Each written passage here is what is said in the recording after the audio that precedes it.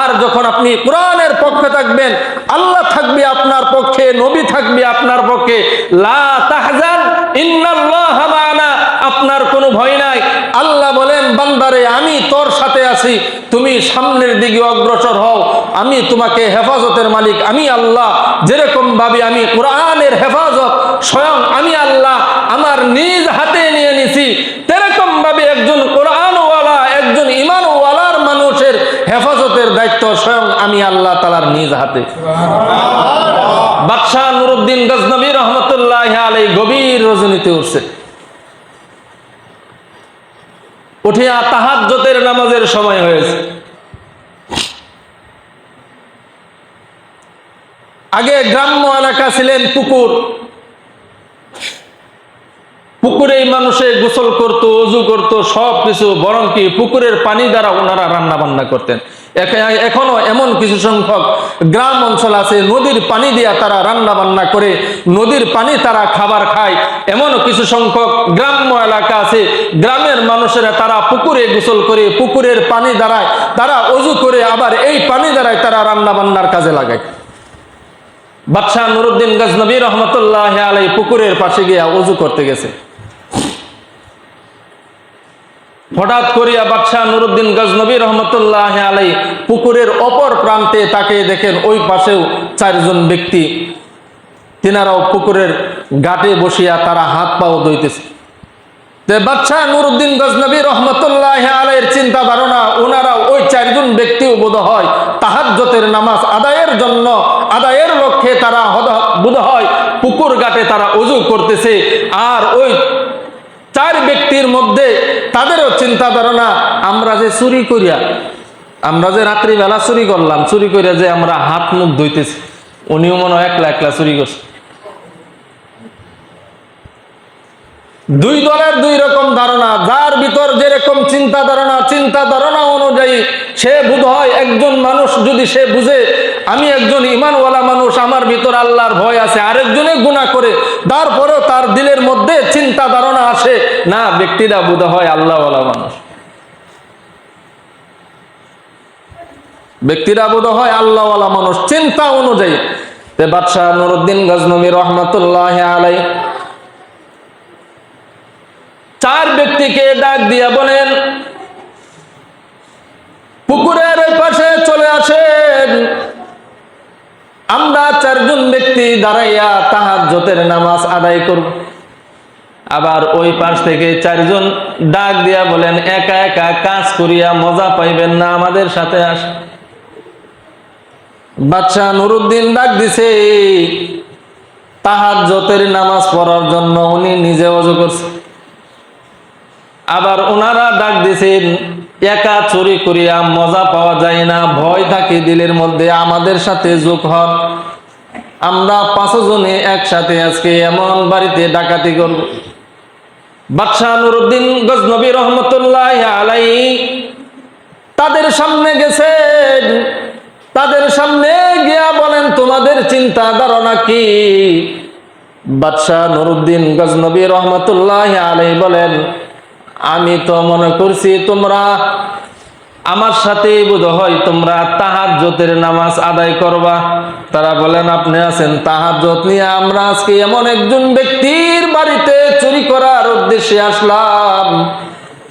কার বাড়িতে চুরি করার জন্য কি? বাদশাহ নুরউদ্দিন গজনবী রহমতুল্লাহি আলাইহি, বাদশাহ নুরউদ্দিন গজনবীর বাড়িতে আজকে আমরা ডাকাতি করব।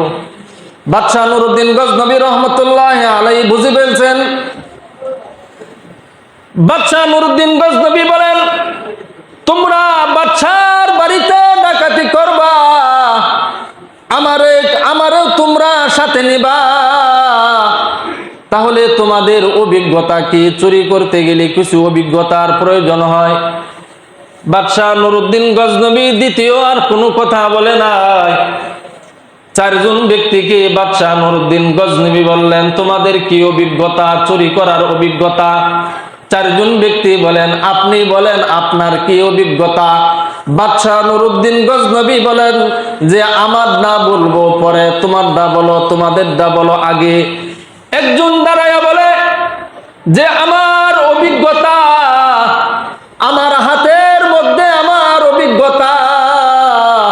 দ্বিতীয় নম্বর ব্যক্তি বলে আমার অভিজ্ঞতা আমার চোখে। তৃতীয় নাম্বার ব্যক্তি বলেন আমার অভিজ্ঞতা আমার কানে, আমার অভিজ্ঞতা আমার কানে। বাদশাহ নুরউদ্দিন গজনবীকে বলেন আপনার অভিজ্ঞতা কি? ককে আমার অভিজ্ঞতা দাড়ির মধ্যে। সুবহানাল্লাহ বলেন। বাদশাহ নুরউদ্দিন গজনবী একজনকে জিজ্ঞাসা করলেন যে তোমার হাতের মধ্যে কি অভিজ্ঞতা?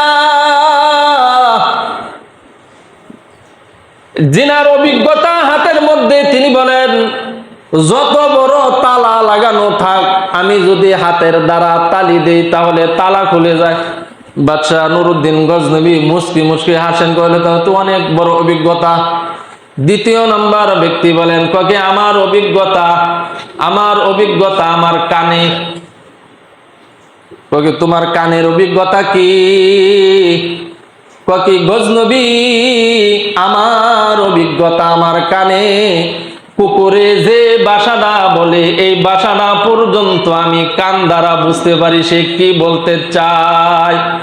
তৃতীয় নম্বর ব্যক্তি সে বলে ও গজনবী আমার তৃতীয় অভিজ্ঞতা আমার চোখে। গভীর রজনীতে যদি আমি কাহাকেও যদি একবার দেখি, দিনের বেলা আমি তাকে দেখে চিনতে পারি, তাহলে তো অনেক বড় অভিজ্ঞতা। তাহলে তৃতীয় চতুর্থ নাম্বার ব্যক্তি বলেন আমার অভিজ্ঞতা আমার নাকে। ককি তোমার চতুর্থ অভিজ্ঞতাটা কি? ককি আমার নাকি। আমি নাক দ্বারা গ্রান নিলেই বুঝতে পারি কোন ঘরে কোন সিন্ধুকের মধ্যে দামি দামি মাল সামান আছে। চারজন ডাকাত চোরের দলেরা বলেন তাহলে তা আমাদের অভিজ্ঞতা বললাম, এবার আপনি আপনার অভিজ্ঞতার কথা বলেন। বাদশাহ নুরউদ্দিন গজনবী রহমাতুল্লাহ আলাইহি তিনি বলেন আমার অভিজ্ঞতা দাড়ির মধ্যে। বামের দিকে যদি দাড়ি লড়ানো দেই তাহলে জেল, বাম দিকে দাড়ি লড়ানো দিলে তাহলে জেল, বাম দিকে যদি দাড়ি লড়ানো দেই তাহলে জেল থেকে মাফ হয়ে যায়। সুবহানাল্লাহ। চারজন ডাকাত দলেরা তারা মনে মনে ভাবেন যাক চুরি করতে গেলে হয়তো জেল হয় না তো ফাঁসি হয়, চুরি করতে গেলে হয়তো বা জেলখানায় আবদ্ধ থাকতে হয়।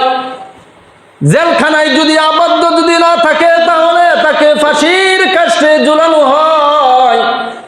তাহলে আমরা যদি ফাঁসির কাস্টে যদি ঝুলি তাহলে ডান দিকে আমাদের বন্ধু ডান দিকে যদি দাড়ি নড়ানো দেয়, দাড়ি যদি লড়াই তাহলে তো আমাদের ফাঁসি মাপ। এই যে গল্প গুজার করতে করতে করতে করতে বাদশাহ নুরউদ্দিন বলেন এবার যাওয়া যাক, কোন বাড়িতে গিয়ে ডাকাতি করবেন চলেন। চারজন ব্যক্তি, চারজন ডাকাত আর বাদশাহ নুরউদ্দিন। এই কথা বলার উদ্দেশ্য মানে যে যার দিলের মধ্যে যতটুক চিন্তা ধারণা, যতটুক আমল অনুপাতে মানুষ মানুষকে চিনে, ওজন অনুযায়ী কিন্তু হাসরের ময়দানে বান্দার হিসাব হবে। আপনার যতটুক আমল আছে এই আমল অনুযায়ী আপনার বিচার হবে। আপনার আমল যদি থাকে কম তাহলে আপনার বেশি যদি হিসাব নেই তা আপনি কি হিসাব দিবেন? নবীরা পর্যন্ত আটকা খেয়ে যাইবি। নবীরা তাদের দিলের মধ্যে চিন্তা ধারণা, তারাও দোয়া করবেন আল্লাহ হাসরের ময়দানে নবী হয়েছে আল্লাহ, হাসরবাসীদের সামনে আপনি যদি আমাদের হিসাব নেন নবী হওয়ার পরেও জাহান্নামে যাইতে হবে। আর আমি আপনি কোথাকার সলিমদ্দি কলিমদ্দি সামানা অল্প, কিন্তু আমরা প্রকাশ করি অনেক বড়। এই বড় বড় প্রকাশ করার মাধ্যমে আমাদের দিলের মধ্যে নবীর মহব্বত নাই, আল্লাহর ভয় ভীতি নাই। কিন্তু আমাদের চিন্তা ধারণা আমরা মানুষদেরকে বোঝাই যে আমরা কিন্তু আল্লাহরে ভয় করি, নবীর একজন উম্মত। না না না, আল্লাহ তাআলা বলেন লা ইউগাদিরু সগীরাতাও ওয়ালা কাবীরাতান ইল্লা আহসাহা কাবুরা মাকতান ইনদাল্লাহ। আল্লাহ পাক রব্বুল আলামিন বলেন বান্দা তুমি যে অনুপাতের মানুষ এই ওজন দ্বারাই কিন্তু তোমার ওজন অনুযায়ী তুমি মানুষকে চিনবা। এর বাহিরে যায় না, এর বাহিরে গেলে মাথা থেকে টুপি খুলে যাবে, জামা খুলে যাবে। আল্লাহ বলেন আমার নিয়ে চিন্তা ধারণা করিও না।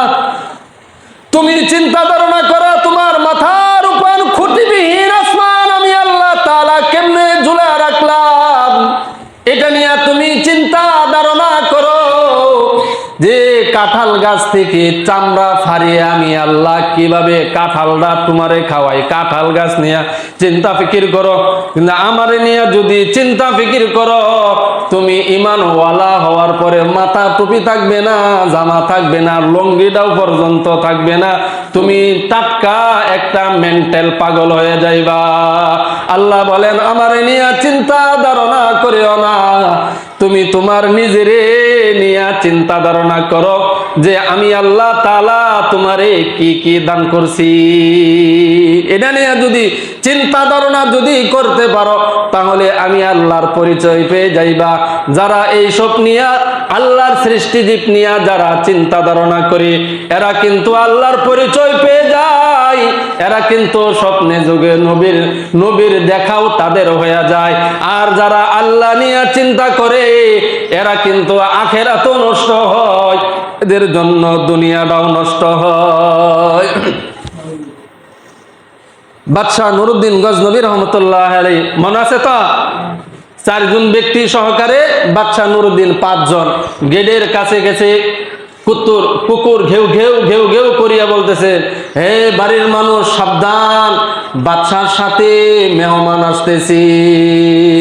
4 জন ব্যক্তির তাদের মুখে কোনো হাসি নাই, কিন্তু একজনে সে খিলখিল খিলখিল করে আসতেছে। ওই যে কানের মধ্যে তার ক্ষমতা, তার কেরামতি, কুকুরের ভাষাও সে বোঝে, সে বুঝতে পারছে। কুকুরে বলতেছে বাড়ির মানুষ সাবধান, বাদশার সাথে কিন্তু মেহমান আসতেছে। এই কথা বলার দ্বারা যে যার কানের মধ্যে অভিজ্ঞতা, সে খিলখিল করে হাসে আর বলে কুকুর পাগল নি। সে বলতেছে বাদশার সাথে মেহমান আসতেছে, আমরা তো 4 জন বন্ধু 4 জন চুরি করার জন্য যাইতেছি।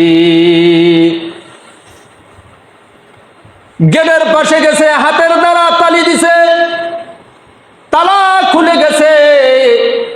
এবার যিনি নাকের দ্বারা ঘ্রাণ নিলে বুঝতে পারেন যে কোন ঘরের মধ্যে দামি দামি স্বর্ণ অলংকার মুদ্রাগুলা টাকা পয়সা। ঘরের সামনে গেছে, নাক দিয়া ঘ্রাণ নিছে, বুঝতে পারছে এই ঘরের মধ্যে অনেক অর্থ সম্পদ আছে, এই ঘরে ঢুকছে। ঘরের পাশে দরজার পাশে গিয়া হাতে তালি দিছে, তালাগুলা খুলে গেছে, টাস টাস করিয়া খুলে গেছে। 4 জন ব্যক্তি ভিতরে ঢুকিয়া তিনাদের মনের চিন্তা ধারণা, বন্ধুরে চুরি করতে গেলে জেল হয়, হয়তো বা ফাঁস হয়, জেল থেকে মুক্তি পাওয়ারও কিন্তু আমাদের সাথে কেরামতি আছে। তেলে লনাস আমরা সারা রাত্র ঘুমায়, চুরি করতে যদি ধরা খাই তাহলে আমাদের কোনো ভয় নাই, আমাদের বন্ধু আছে। বাম দিকে দাড়ি নড়াইলে যদি ছেলে হয়, বাম দিকে ডান দিকে দাড়ি নড়ালে জেল থেকে মাফ, তা হয়তো জেল হবে নয়তো মাফ হবে, কোনো টেনশন নাই, চল একটু ঘুমাই। 4 জন ঘুমাইছে, কিন্তু একজনের ঘুম নাই। তেনার নাম কি? বাদশাহ নুরউদ্দিন। ফজরের আযান হয়ে গেছে। বাদশাহ নুরউদ্দিন গজনবী রহমাতুল্লাহি আলাইহি দরজা বাহির থেকে শিকল লাগাইয়া ফজরের নামাজ আদায় করিয়া এমপি মন্ত্রী যিনারা আছে তিনাদেরকে ডাক দিছেন। ডাক দিয়া বলেন ঘরের মধ্যে 4 জন বন্দী আছে, এদেরকে নিয়ে আস। ঘরের মধ্যে 4 জন আছে, এদেরকে নিয়ে আস, এদের বিচার হবে। বাদশাহ নুরউদ্দিন গজনবীর সামনে গেছেন। 3 ব্যক্তি, তাদের চিন্তা ধারণা, তারা কান্নাকাটি করতেছে, কিন্তু একজন খিলখিল করিয়া হাসতেছে। ওই যে যিনি রাত্রের বেলা একবার দেখলে দিনের বেলা দেখেও কিন্তু চিনতে পারেন তিনি অমুক। ওই যিনি খিলখিল করিয়া আসতেছে, বাদশাহ নুরউদ্দিন গজনবীকে বলেন বন্ধু, রাত্রে বেলায় ছিলাম 5 জন, এখন আমরা চারজন, আপনি বিচারের কাঠগড়ায় বসিয়া বন্ধুদের সাথে বোধহয় মস্কারি করতেছেন। এত মস্কারি করিয়েন না বন্ধু, আমরা কিন্তু ছিলাম রাত্রে বেলায় 5 জন। আপনি আমাদের থেকে আড়াল হইয়া আপনি আমাদের 4 জনকে আটকায়া জেলখানায় আবদ্ধ করছেন, আর এখন আপনি সুফিগিরি দেখাইয়া বুঝাইতেছেন আপনি কিছুই জানেন না। বাদশাহ নুরউদ্দিন গজনবী, যিনি চোখের দ্বারা দেখেন, তিনাকে জিজ্ঞাসা করেন। 3 বন্ধু কান্নাকাটি করতে করতে তারা দুর্বল হয়ে গেছে, আর তুমি কেন এত খিলখিল করে আসতেছ? সে ডাক দিয়া বলেন, বন্ধু হইয়া বন্ধুর সাথে মস্কারি করা ভালো না। কেন? আমরা কিন্তু রাত্রে বেলায় ছিলাম 5 জন, কিন্তু আমরা আমাদের একজন সাথীকে হারাইছি, কিন্তু ওই সাথীর মতোই আরেকজন সাথীকে দেখতেছি বিচারপতি হইয়া সিংহাসনে বসে আমাদের বিচার করতে চায়, কিন্তু দেখতে হুবহু আপনার মতো। রাত্রি বেলায় দেখছি হুবহু আপনার মতো, আপনার হাতের মতো হাত, আপনার চোখের মতো চোখ, আপনার পায়ের মতো পা, আপনার কথার মতো কথা, এরকম সেম এরকম একজন ব্যক্তি আমাদের সাথে রাত্রে বেলায় ছিল। বাদশাহ নুরউদ্দিন গজনবী রহমতুল্লাহ আলাইহি এত অপরাধ থাকার পরেও, এই যে চোখের মধ্যে এত ক্ষমতা, তিনার মনের চিন্তা ধারণা, আমি বাদশাহ হওয়ার পরেও, তাহাজ্জুদ ওয়ালা হওয়ার পরেও আমি কিন্তু হেদের মতো হইতে পারি নাই।